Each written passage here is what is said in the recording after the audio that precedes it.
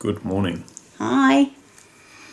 So, it is the 11th of July 2019, almost 10 a.m. actually. So, as promised, here is the video which describes our antics yesterday. Yes. When we went to see the professor. So, my appointment was at 2:25 p.m. in the afternoon at the Queen's Medical Centre in Nottingham, and through the morning I was a bit of a nervous wreck actually. Would you say that's quite? You held it well. Was that quite an accurate? Do you think so? Yeah. Oh yeah. Okay. Yeah. Didn't show it then. Pretty cool. So we actually left. I start to get ready because it takes me ages to get ready. So I start to get ready at 12 o'clock, 2.5 hours before, and we left probably about 12:15 in the car, Yeah, we didn't we? did. I'm gonna have to move my leg off there because it's going to fall in a minute. So we arrived in 20 minutes. It didn't take long to get there.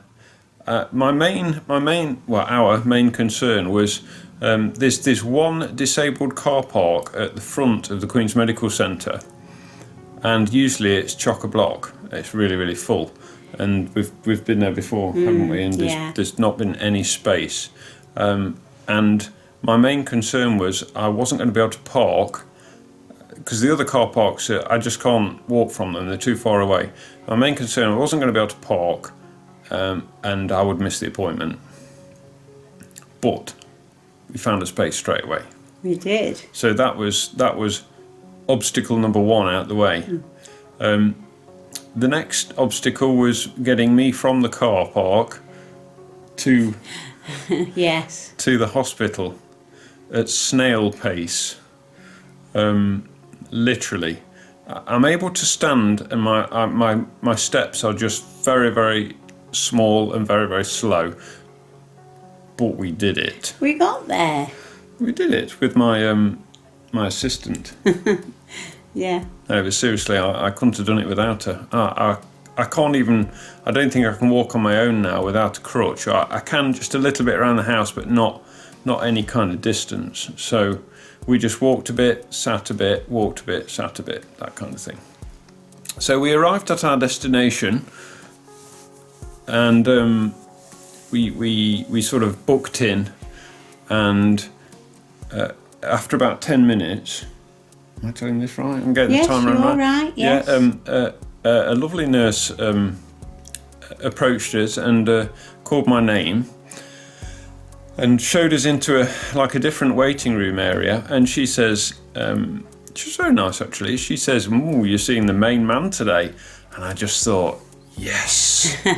Because one of my big worries was we're not going to see the professor, and I've been waiting since February, March, April, May, June.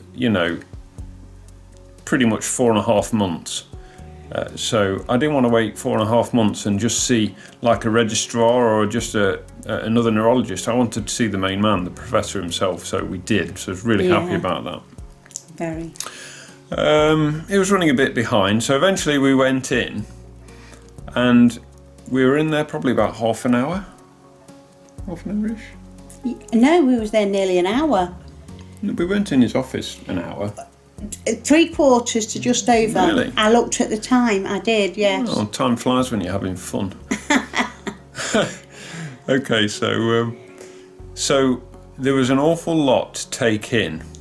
And I've actually... Can I just say something? You can, my dear, of course. Luckily, Neil thought ahead, and he'd done a timeline of symptoms and things, and he'd made 2 copies, and he handed 1 copy to the professor, and he kept a copy so that he could see where he was going down. Yeah, I'm actually going to do a separate video and go through that timeline on a video, because I think it might be quite interesting to people.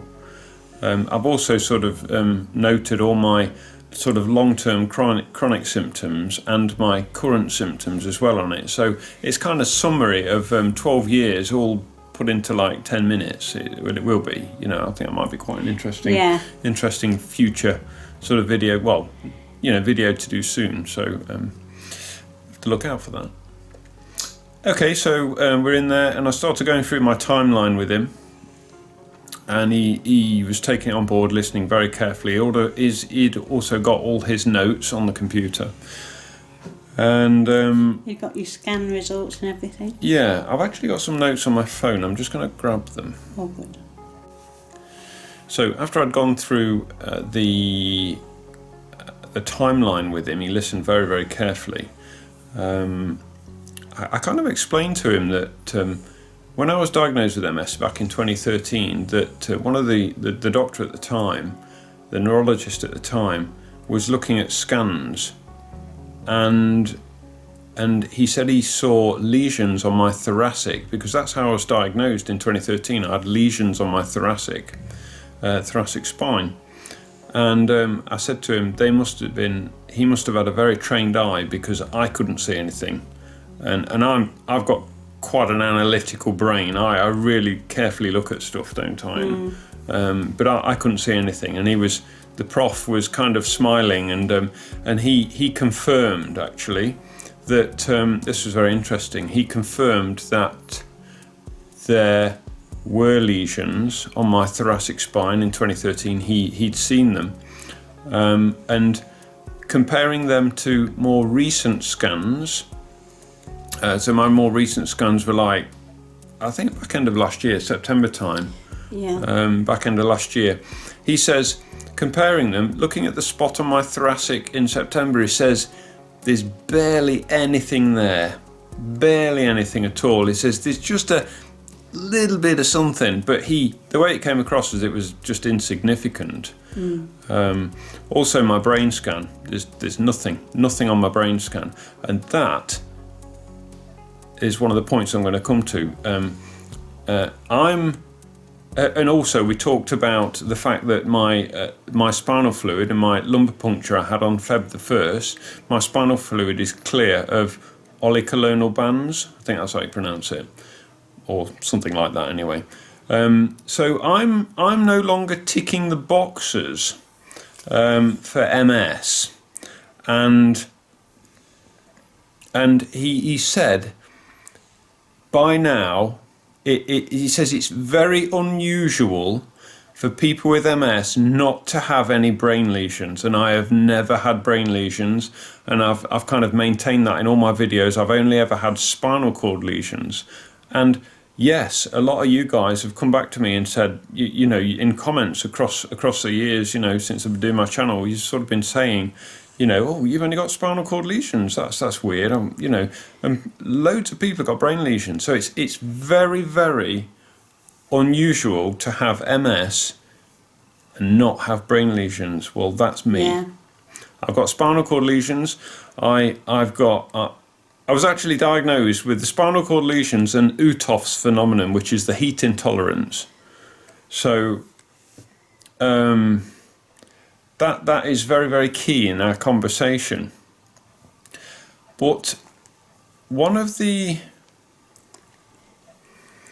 very key things which has happened to me recently is this eye, this blurred vision. By the way, guys, sorry, this is probably going to be quite a long video because there's a lot of information to get over there, to sort of get over. Yeah, so going back to it, my eye, this blurred vision, very key. So it's looking like I am going to be undiagnosed from MS, and because I'm just not ticking the boxes anymore. Although you're having the symptoms of MS, yes. a clinical point of view, Yeah, it's just that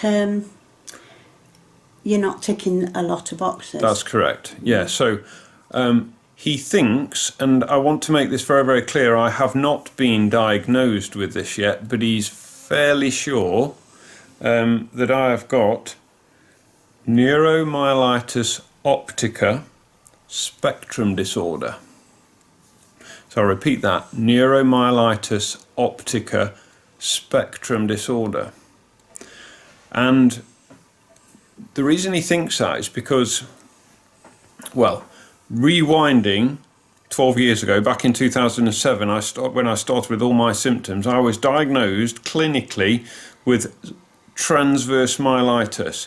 And without going into too much detail, that is inflammation of a cross-section of the spinal cord. And that's when I started with all my tingling and numbness in my legs. Okay, so it was a spinal cord attack, basically. And now I have had this visual problem, which I've still got to go to neuro-ophthalmology, and I've got to have some, what are those tests called, Tree? Oh, Oh, I can't remember. Hang on, I'll tell you in a minute, but my phone's locked. Evoked potential. that's it, yes. So I've still got to, he's not made any diagnosis, but I've still got to have the neuro-ophthalmology tests I've got to go to, yeah, and I've got to have some evoked potential tests where they take measurements of my eye with one of these fancy caps on my head measuring brain waves and all that things, kind of thing, yeah, so I have to look at a screen.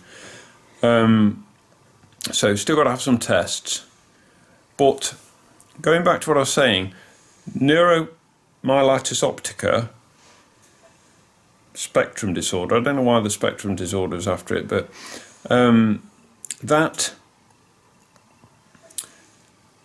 basically is a condition that attacks the spinal cord and the optic nerves. That's pretty much what I'm trying to get at.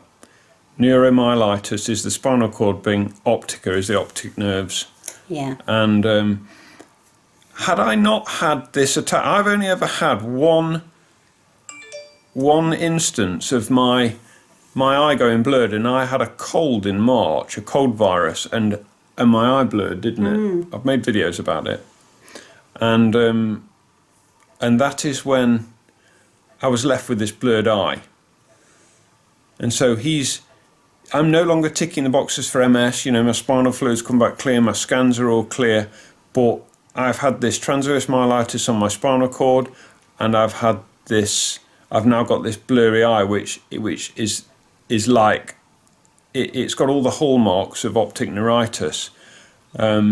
And there is a pattern to it. When I eat, it gets worse. It does recover. It's not too bad at the moment, but I can tell it's still blurry.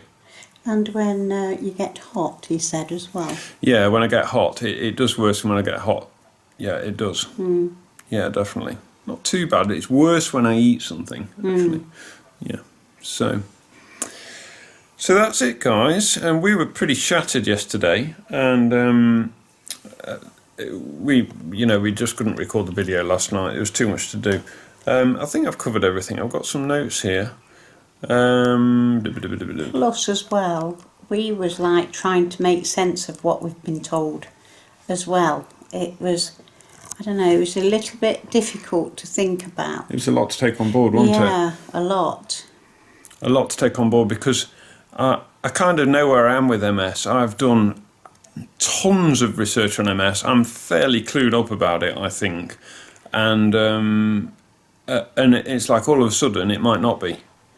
It's something else, and potentially it's a little bit more nasty. But it's like, it's not in the MS family, but as a broad spectrum. Yeah. It's one of the things that's close, that mimics MS. That's right. It comes under the umbrella of autoimmune disease. Yes. And I have done a brief bit of research, and I've done some where it basically says that a lot of people, it can be misdiagnosed with MS when they've got neuromyelitis optica. And sorry to keep butting in. No, you're part of the video. Yeah, sorry. Butt in, fine. But we did discover that if Neil had had a treatment for MS when he hadn't got it, that would have been not good at all. That was one of my notes. I was going to put my sorry. phone. No, it's all right. No, that was what I was going to say. I'm glad you pointed that out. Yeah, precisely. If I'd have been treated, particularly with Tysabri, okay, that could have made this condition worse. But I just want to point out again, I have not been officially diagnosed with it yet. They're still doing, tests and things, but it's looking like that's what it is. But yeah, also, quite interestingly, there is a blood test which confirms it. Yes. I have had a couple of blood tests February. a few months ago, February, but I couldn't remember if it was a blood test for this. But no doubt they'll be testing me for that. So yeah, and the drugs used to treat MS can actually make NMO, Neuromyelitis Optica, spectrum disorder. It's a right mouthful, isn't it? Worse. One of the things that I don't know if I'll ever get used to my mobility problems, which are just worsening at the moment, but one of the things that does really scare me is everything I read, it says people with this condition takes the vision. So that scares me. Yeah, that really scares me, because if it's not enough having my mobility taken, my really, really poor mobility, I need my eyesight to be able to get around. That's why it's called Neuromyelitis Optica. The optica being the optic nerves. This particular condition, attacks the spinal cord and the optic nerves. Nice. So I've only had one, like I say, I've only had one flare of my eye in 12 years. So fingers crossed I don't get any more. So for now, I think that's really we've really covered all it. Is there something you wanted to say as well, dear? No, that was it. I just wanted to sort of say, what we know. It's not we're holding anything back. It's just that what we know. That's right. Right, that's it for this one. When we know some more information, the prof's going to write a letter, isn't he? Yes. He's going to write to my consultant at Derby, and I asked him, are you going to copy me in? I will be copied in. So as soon as I know more, I'll let you know. Just one thing I want to mention before we disappear. This is a long video, nearly 20 minutes, I think. Sorry. It's quite a bit to get through. I've noticed that, as a rule, as you know, I always respond to everybody in comments. But I have just noticed that if someone leaves me a comment and I reply, and then you reply again, I don't get that second reply as a notification. So I don't actually know that you've replied a second time unless I scroll through all the comments and find it. So I just want to apologise if I do miss anybody out. It's not my fault, it's YouTube's. Okay guys, we're going to make a swift exit, and so until next time, it's bye-bye from her. And it's bye-bye from me. You meant to say bye-bye from me. Okay, darling. See you guys. Bye. Bye.